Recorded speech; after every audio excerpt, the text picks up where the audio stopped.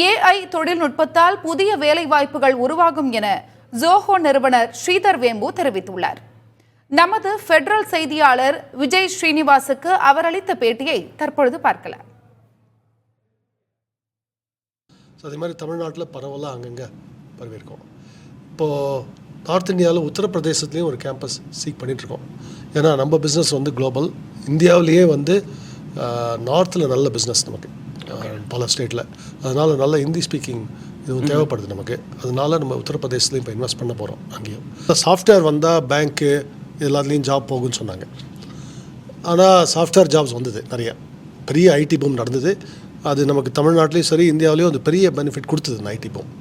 அதே மாதிரி தான் ஏஐனால் இப்போ இருக்கிற ஜாப்ஸ் சிலது போகலாம், அதில் ஜாப் க்ரியேட் ஆகாமல் இருக்கலாம்.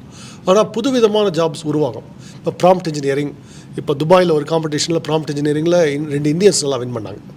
ஸோ அந்த ப்ராம்ப்ட் இன்ஜினியரிங்லாம் ஒரு புதுவிதமான ஜாப்ஸ் வரப்போகுது. ஸோ அதனால் நம்ம வந்து ஜாப் போய்டுன்ற பற்றி கவலைப்பட வேணாம். இப்போ நெசவு தொழில் ஆட்டோமேட் ஆனதுனால நமக்கு துணிகள் வந்து சீப்பாக கிடைக்குது. அதே மாதிரி இப்போ சாஃப்ட்வேர் நிறைய ஆட்டோமேட் ஆச்சுன்னா சாஃப்ட்வேர் சீப்பாக இருக்கலாம். அதனால சாஃப்ட்வேர் இன்ஜினியருக்கே வேலை கொஞ்சம் குறைவாக இருந்தாலும் மற்ற ஃபீல்டெலாம் நல்லா வரும். அதனால தான் நம்ம வந்து எங்கே போகுதுன்னு பார்த்து அந்த பக்கம் போகணும்.